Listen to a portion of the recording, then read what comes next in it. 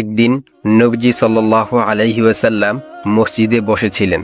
তার আশেপাশে কিছু সাহাবীও ছিলেন। ঠিক তখন একজন ইহুদি লোক এসে হাজির হলো। এই লোকটি নবীজি সাল্লাল্লাহু আলাইহি সাল্লামকে কিছু খেজুর দান করেছিল।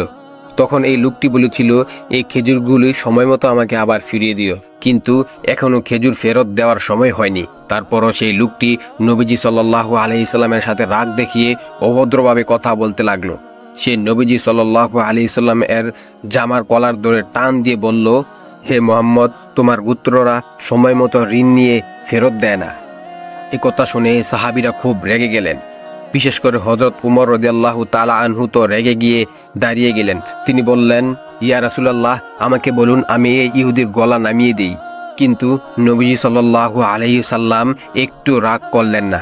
তিনি হাসলেন আর খুব ভদ্র নম্রভাবে বললেন, হে উমর, তোমার উচিত ছিল ভালোভাবে কথা বলা। তুমি তাকে বলার উচিত ছিল ভদ্রভাবে পাওনা চাইতে, আর আমার বলার উচিত ছিল সময় মতো ঋণ শোধ করতে।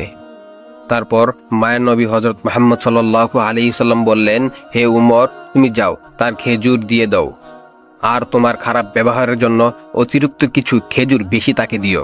মানে তাকে 60 কেজি খেজুর বেশি দেওয়ার কথা হযরত মুহাম্মদ সাল্লাল্লাহু আলাইহি সাল্লাম বলেছিলেন। উমর রাদিয়াল্লাহু তাআলা আনহু তখন সেই ইহুদিকে নিয়ে গেলেন, তার পাওনা বুঝিয়ে দিলেন এবং অতিরিক্ত খেজুরও তাকে দিয়ে দিলেন। তখনই ইহুদি লোকটি বলল, হে উমর, তুমি কি জানো আমি ইচ্ছা করে নবীজি সাল্লাল্লাহু আলাইহি সাল্লামকে রাগিয়েছিলাম? ইহুদি লোকটি বলল, আমি দেখতে চেয়েছিলাম তিনি সত্যিকারের নবী কিনা।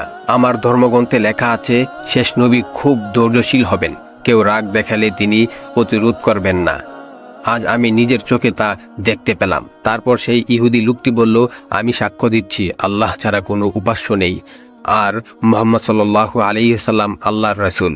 আর সে এভাবেই ইসলাম গ্রহণ করল। উত্তম চরিত্র মানুষের হৃদয় পরিবর্তন করতে পারে। নবীজি সাল্লাল্লাহু আলাইহি সাল্লাম আমাদের শান্তির পথে ডেকেছেন। রাগ নয়, ধৈর্য আসল শান্তি। ভিডিওটি যদি ভালো লেগে থাকে তাহলে লাইক দিন, শেয়ার করুন এবং আমাদের চ্যানেলটি সাবস্ক্রাইব করতে ভুলবেন না।